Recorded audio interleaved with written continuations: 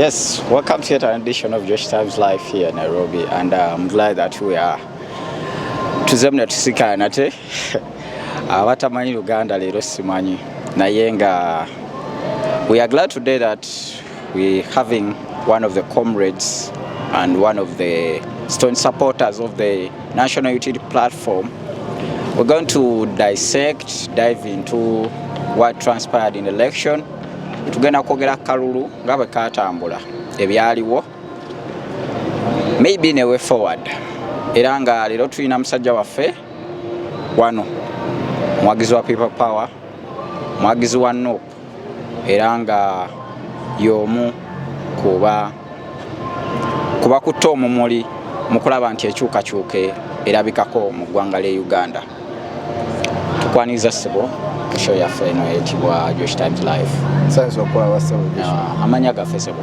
Amanya Moki Wares. Yeah. Yenze People Power leader Kenya chapter. Yeah. Mombasa. Yeah. Tulina obukulembeze obubadde bugezaako okulaba nga tukumakuma. Yeah. Naddala mu biseera bino tuwaddemu. Yes sebo. Nja kutumira chairman waffe Ben Mayanja. Yes sebo. Akoze kyonna kyonna ekisoboka okulaba nga Abannayuganda bonna abali Kenya babako kye batuukako okusitula eddoboozi lyabwe obukulembeze bwe baagala ensi yaabwe ebeere. So n'olw'ensonga eyo nsanyusa okulaba ssebo. Wamu nange ssebo. Kaakati Uganda ebadde mu kalulu era nga tulaba bingi nnyo ebibadde bitambula even before we held into election. Ewali omukka tewabula muliro. Ndowooza omuliro twatuuse ne tugulaba ekibadde kiriyo nga buli omu ali mu kutya nti ebiri e Uganda tebibeere ng'ebibadde Tanzania, tebibeere ng'ebibadde mu mawanga ge tulabye ewali omuliro, ewali okutya kw'abantu okufiirwa obulamu mu mbeera bwe zityo. Naye twagenza okutuuka e Uganda ne tulaba nga embeera era tebadde nnungi. Nsaba otuyisizeemu ku eri atulaba akalulu ke Uganda katambudde katya era embeera ebadde etya. Akalulu ka Uganda generally we twogera akalulu ka Uganda, many people ring to the presidential election that was the 15th of January. Yes. This very month, which is not late or far away from now. Akalulu kakubibwa, people in big numbers indeed casted their vote, and yes, the ballot spoke. But as we know, Africa's democracy is a decoy, or is disguised in rule of law, where even the electoral commission that is being elected by the sitting president. Indeed, tetulina kyamaanyi kye twali tusuubirayo okusinga bye yakola. Naye okamenyamenyamu nga bw'obuuzizza akalulu kaali katya. Yes sebo. Akalulu kakubibwa. Yes sebo. Chairman wa Electoral Commission Mr. Byabakama yakwata bukwasi ebyali bya President Robert Kyagulanyi Ssentamu n'abiwa Museveni.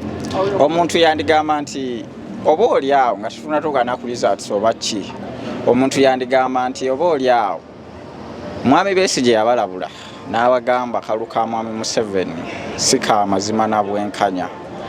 Kiggwe ky'osuubira ekyasikiriza naddala abawagira enkyukakyuka okeetabamu ne batuuka n'okukkiriza nti embeera nga bweri maybe there might be change.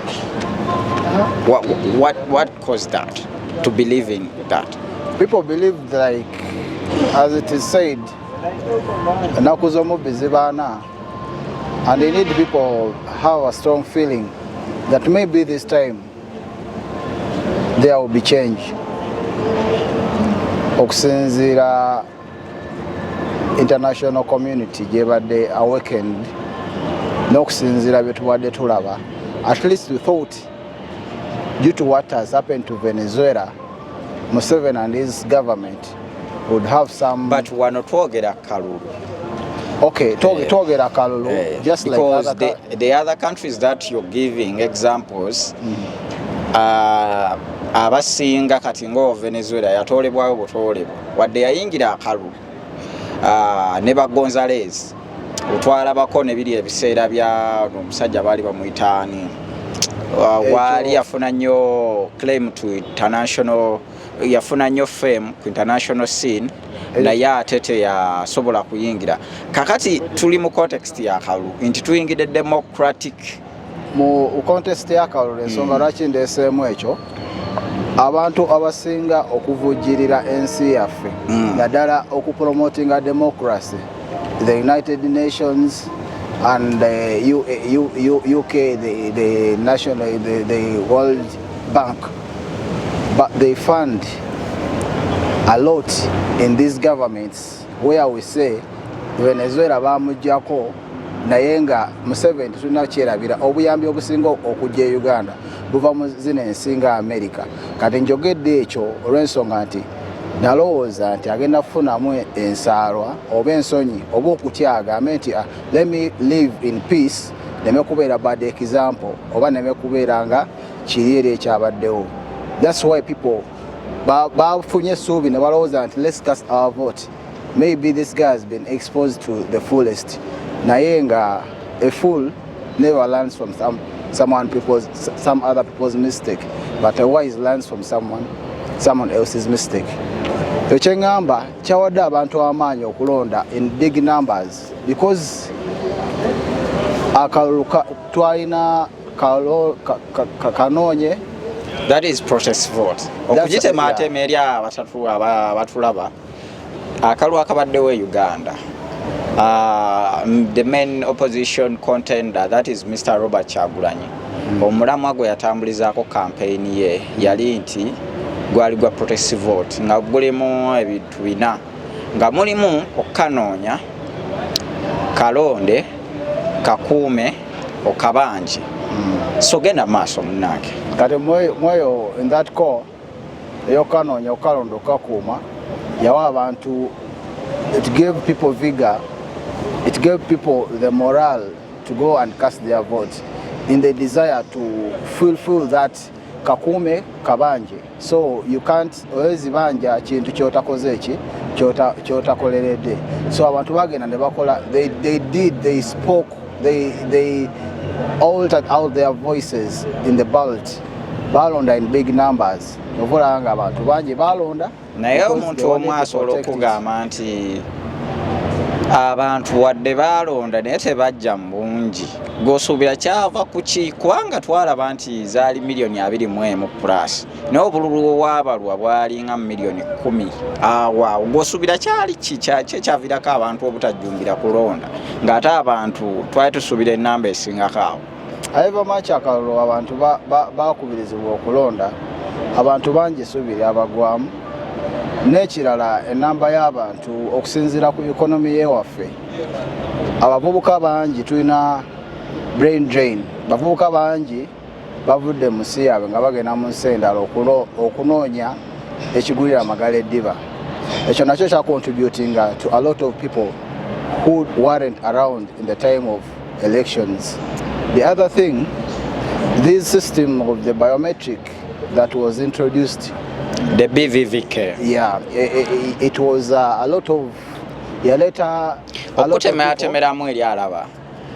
There was waliwo ekiteeso ky'okuleeta okukozesa obuuma mu kulonda kwa Uganda okuwedde nga basa government ye Uganda yawa Electoral Commission sente ereeta obuuma buno nga babuyita BVVK bugenda yambisibwa ngo omuntu teekamu ekigalo kyo okusikaninga ne face so that olabika era ne bategeera nti ono omulonzi alonze nga tokkirizibwa kuddamu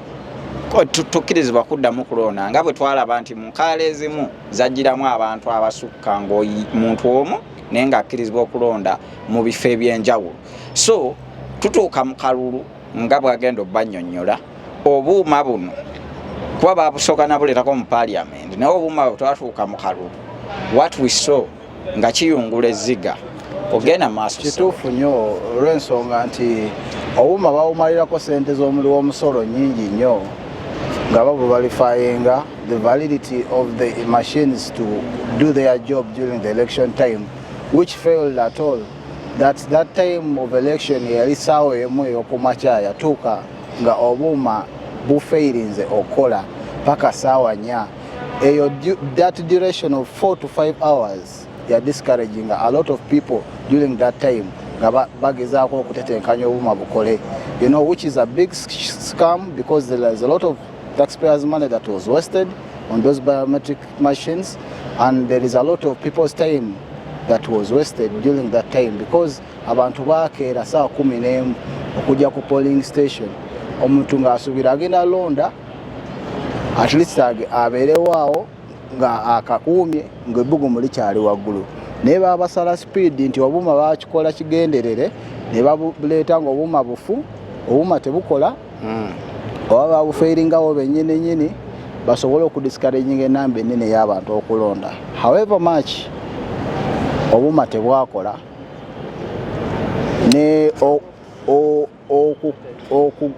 waliwo a lot of population bantu bakubibwa during the time of elections, bantu bangi basibibwa, you know, so we discourage a lot of people to vote.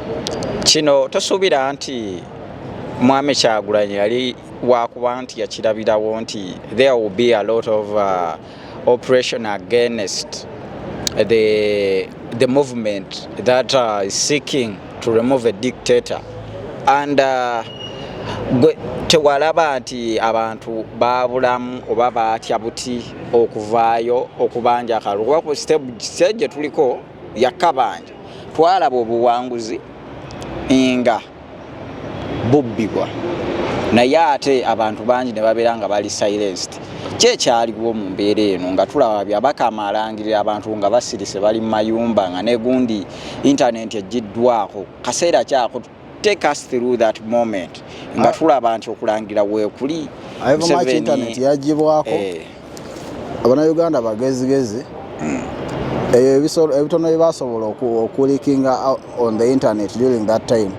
Tulaba about staffing, politicking of ballots, tulaba about polling agents, most of them were bribed, others were abducted to places until now that are unknown. Others were arrested on charges that don't even add up. Imagine at that time, Kati, if that fear was installed in people, automatically you're causing a low voter turn up. But it didn't cause the low vote for the president-elect, Mr. Kyagulanyi Ssentamu. Why? Because in the places that were voting carried place, the votes were counted, but that was counted at that time is not what was announced. That has led until now panic to the government because the president has refused to succumb all to give them that validity to their legitimacy of their election. They are in panic.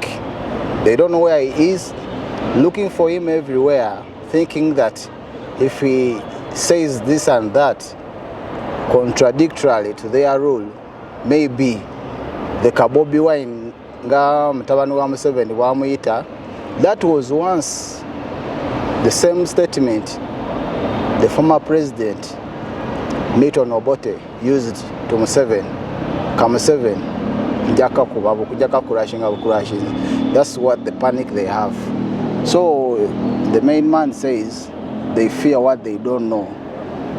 Indeed, they fear what they don't know. Omuntu omayinza ovaayo n'abuuza nti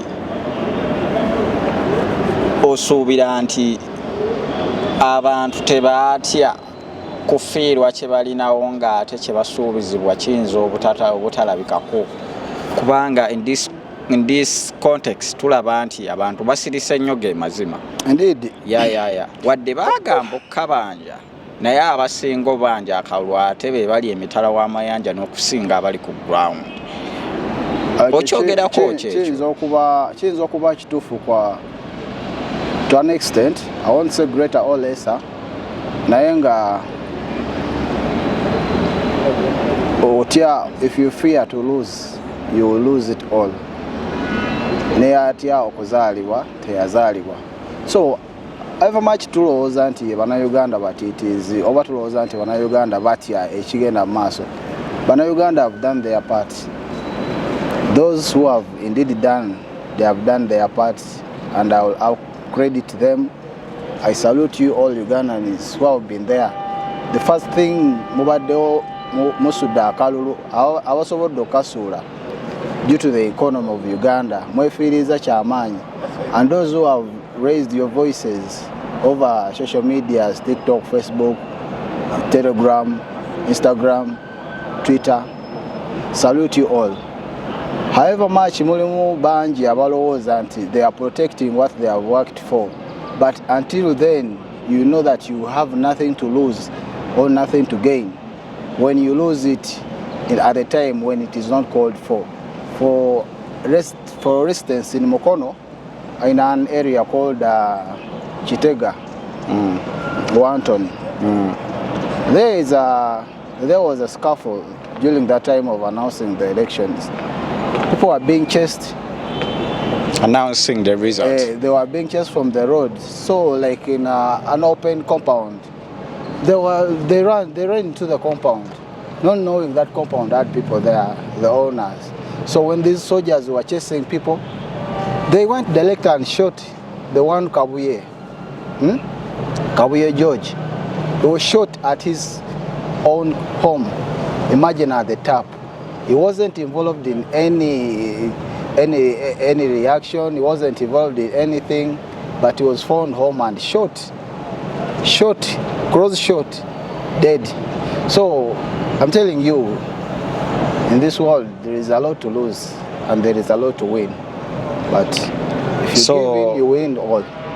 Bigambo ki byoyagala okusindika oba okuweereza abo abali mu buyinza gwe kyosuubira nti kye banditereezezza oba kye bandikoze okulaba nti okwagala kw'ensi yaabwe kulabikira mu abo aba bagambako nga mmwe? Abigambo ebiyinza okuweereza abali mu buyinza, Museveni yagamba, they are not bad leaders, but they are bad commanders. If you're given chance to be the commander, and if you are the one in command, try to be the right example to the people, because one day that clock may turn and you may be the victim. The jails you build, tomorrow you'll be the ones in those jails. And not later, it won't take long, but it's gonna be very soon. So, the president said, Mr. Bobby Wine, indeed, if you succumb and you accept, you'll be let go freely and you'll be given protection for the gains you think you were protecting. But if you force it, it's going to come onto you.